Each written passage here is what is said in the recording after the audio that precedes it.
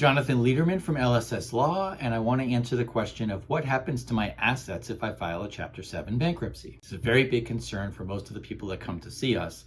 Please remember, a Chapter 7 bankruptcy is defined as a liquidation bankruptcy. So what that makes you think is that in exchange for getting rid of your debt, which will be erased when you get your discharge, you have to give up your assets. But thankfully, that's not really how it works in practice. Every state has what's called exemption laws that protect personal property. There's some categories of property that are protected in and of themselves. And in Florida, that's basically a homestead, a cash surrender value in a whole life insurance policy, and a properly set up retirement account. Everything else that you own is not protected unless there's some state exemption law that you can apply against the value of your stuff. So in Florida, you basically get $1,000 personal property exemption, $1,000 exemption to apply against the equity of a vehicle that you own or a financed one if it has equity. And then if you don't claim a homestead exemption because you don't own one or your home is underwater, so there's no equity to protect, you can claim the state's wildcard exemption, which gives you another $4,000.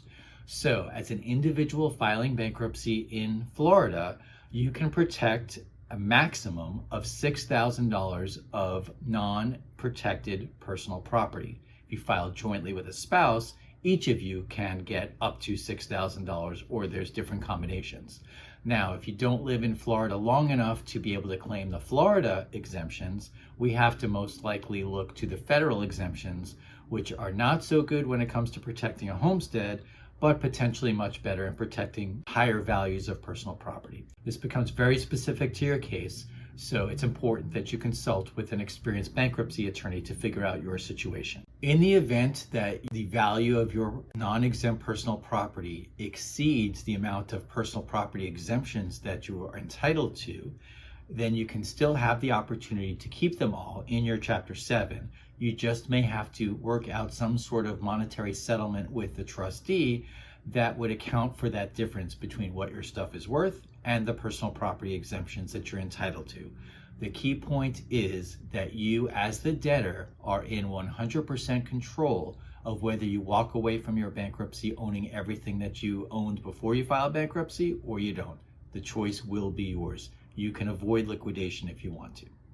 If you are ready to sit down with myself or one of the other experienced bankruptcy attorneys in my office, you can schedule a no-cost, no-obligation strategy session in which we will sit down with you and go over all of your options, both in and out of bankruptcy, and help you make an informed decision that's best for you and your family.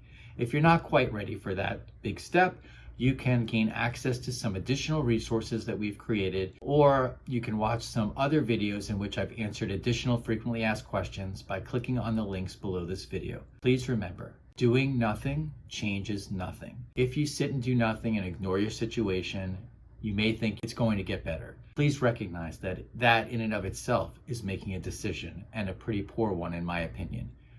Just take action. There's no risk involved. We are here, ready, willing, and able to help you whenever you're ready. Just pick up the phone.